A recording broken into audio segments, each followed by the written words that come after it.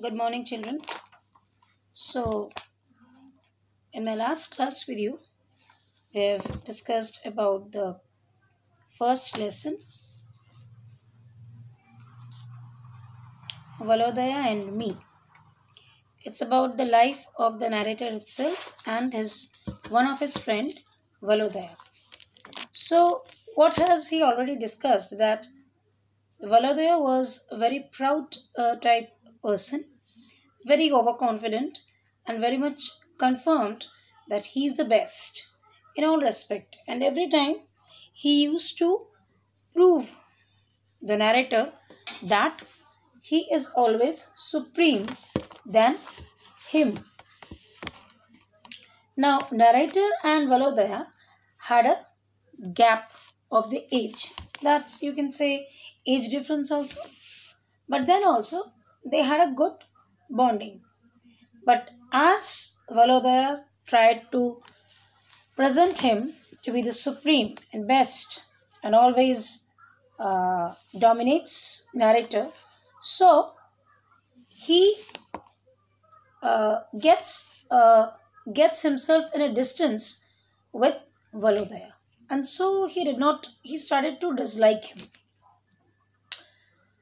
So let's continue from there. I'll start a bit backward. I'll move a bit back so that you people can easily follow it out.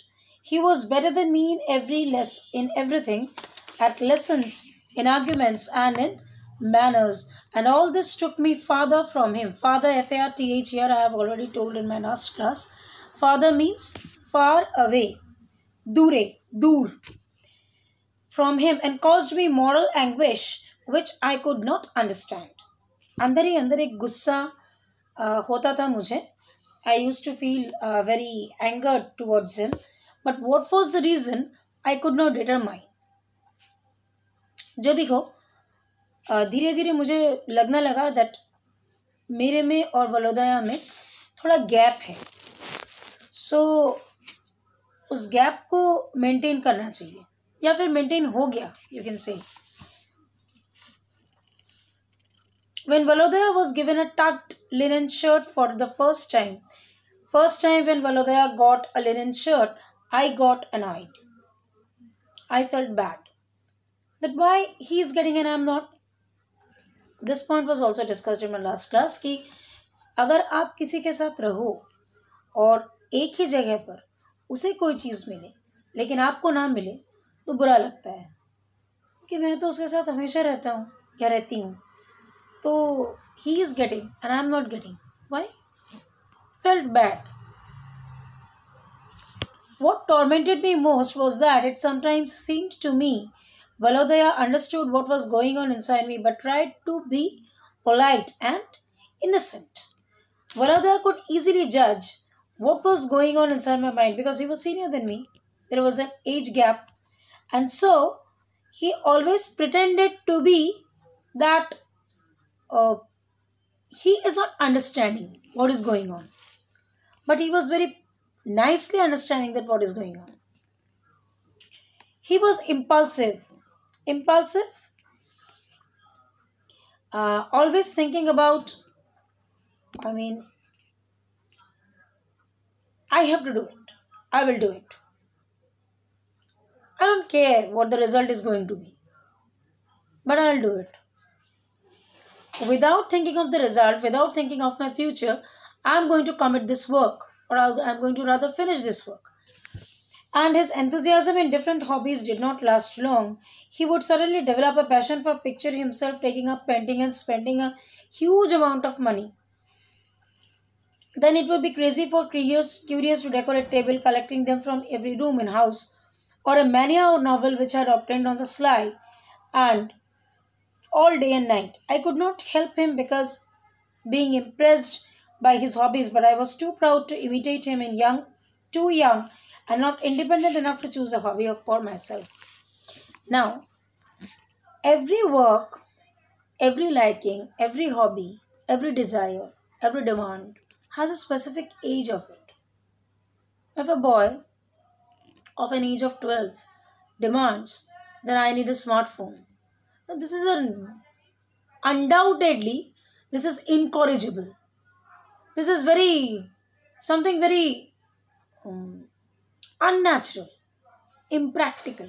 एक 12 साल की उम्र के लड़के को अगर कोई लड़का आके बोले या कोई लड़की आके कोई भी बच्चा आके बोले रादर कि मुझे एक स्मार्टफोन चाहिए, तो doesn't it sounds very odd? What is your age? You're just 12. What is the use of smartphone right now? Similarly, Valodaya was quite senior than the narrator. Now Valodaya is having some passions, not exact passions, some impulsiveness of his life. कुछ भी सोचा कर दिया, without thinking about money, without thinking about expenses, without thinking about the result.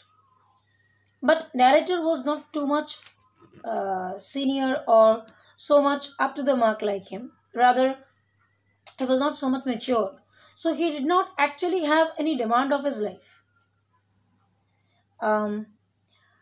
He was bound to listen to his guardians because he was too young to take decisions of his own, to show his choice, to show his any options, right? But there was nothing I envied so much as Valodaya's happy large-heartedness, which showed itself more strikingly when we quarrelled. I always felt that he was behaving well, but I could not do likewise. Once, when his passion for ornaments was at its height, I went up to his table and accidentally broke an empty, bright-colored little scent bottle. Now, narrator was impressed by one behavior of Valodaya, that he was a very large-heartedness. बड़े दिल का इंसान था वो. And that was the thing which touched narrator. And a part of being annoyed with him, a part of being distracted with him, a part of being a farthest relation with him, he could not get himself totally disconnected with Valodaya. So always he tries to imitate him, but he could not. Because same thing, his lifestyle was completely different than that of Valodaya. So one day, when his demand of jewelry, ornaments, passion of ornaments was at its height.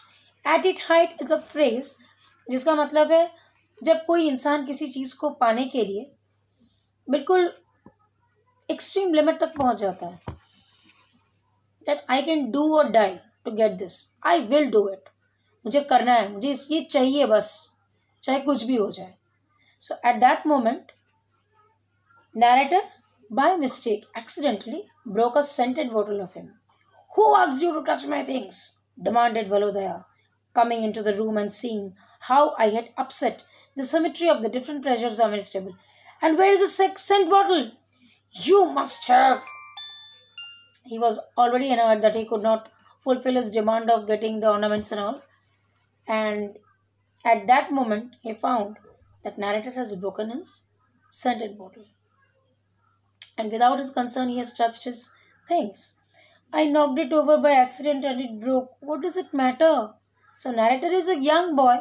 He told that by mistake I have broken it. So what? Do me a favor. Never dare touch my things again, he said, putting the pieces of broken flesh together and looking at them sorrowfully. Do me a favor. Daya karo. Don't touch my things. And you please don't issue orders. That's all. And I smiled, though I did not feel at least like smiling. मुझे हंसी आ गई तो मैंने कहा ठीक है, अब तुम गुस्सा मत करो. Don't give orders and all. Okay, I'll keep that in mind. Yes, it's nothing to you, but it does matter to me, pursued Valodaya, jerking his shoulder. It's everything to me. It costs a lot. होता है इंसान की ज़िंदगी में कुछ कुछ चीज़ें जो बहुत कीमती होती हैं, इस हद से नहीं कि they are very costly, but some emotions are binded up with that. You say, let me give one example. For suppose you were reading with your one of your classmates from class 1. Now, for some reason or the other, that particular classmate has to leave the school, has to change the school rather. Now, the small, very minute things with the your friend is giving you, it is very precious to you. Though it doesn't cost a big amount in the market, but they are costly. Why? Because those gifts were being pursued to you by one of your very, very bosom and close friend of mine. So the emotions which are related with the thing, it is the thing that costs. It is not the quantity of the thing, rather the quality of the thing that costs us, right? He goes and a gesture he had inherited from Papa, he goes and breaks it and then laughs. The nasty little brat. Now he is getting annoyed. You're coming, you're breaking everything, and you're laughing like a stupid person. I'm a little brat, and you are a big, but you are stupid. Okay, I am brat. What are you? Who is brat? Brat means someone who behaves very badly. Misbehaviored person. So the narrator is telling, okay, I am brat. Fine. Then what are you? You are also the same. I am small, you are big. I am not going to quarrel with you, said Valodaya, giving me a slight push. Go away. I don't want to talk with you. I don't want to quarrel with you. These are the signature languages when we are having any quarrel or misunderstanding with our friends. मुझे तुमसे बात नहीं करनी. अभी जाओ यहाँ से. Similarly, he pushed him. Just go away. Don't push. धक्का मत दो. Valodaya, get away. Don't push, I tell you. धक्का मत दो मुझे.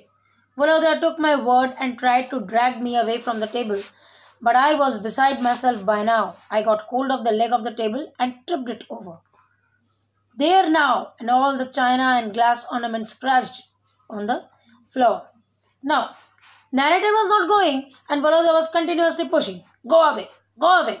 The narrator was getting very annoyed. Why you are pushing me? Fine, I have broken the bottle. It's fine, I have not done it purposely. But somehow or the other, I have broken it. Get away. I don't want to see your face. Okay, I'm going. Don't push. Don't push. Continuously he was telling and he was pushing. So what did he do? He get hold of the table, the leg of the table. Table के पाँव को उसने पकड़ लिया. जो legs होते हैं ना चारों, पकड़ लिया. And what will happen? He's pushing like that, and the table will get totally over on him. And all the things, you see, it's given over here. All the things over here, they all, you see, he's holding the leg of the table and he is pushing. Now, when he is holding the leg of the table, he's holding it like that, and all the things that fell down. And these are all Chinese things. You disgusting boy, Valodaya said, trying to save something from his falling treasures. Well, now it is all over between us. We have quarreled for good. As soon as afternoon lessons were over, I left the room. I was too scared, uncomfortable, and ashamed to be alone with my brother. Now, narrator is repenting. Why did not I came at that moment when he was asking me to get off? I remained over there. I broke off everything. So, actually, he was annoyed. He was annoyed from the beginning. Then I broke one scented bottle. Then I broke everything which was there on the table. If I would not have been so stubborn means ziddi. If I had not been so stubborn, then I would have come out from the room and those things would not have destroyed. So my narrator was feeling alone. And I'm sitting alone with my brother. After our history lesson in the evening, I took my exercise book and started towards the door. As I passed Valodaya, though I wanted to go up to him and make friends, I scowled and put on an angry expression. At that moment, Valodaya raised his head and, with a meaningful smile, looked me full in the face. Our eyes met. Now, in the evening, as because they were very bosom friends, he took up his exercise book and went towards the house. And so, when he was passing through the Valodaya's room, he pretended to be very annoyed. Gussa. And Valodaya was peeping from the table. From there, he was just speaking like, because he also knew that narrator is supposed to come, and their eyes met.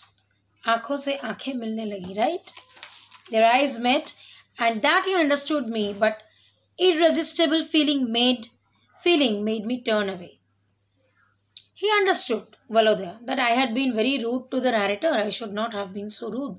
So he was also feeling, narrator was also feeling. So something went down inside the mind of the narrator and he rushed off. He did not enter the room.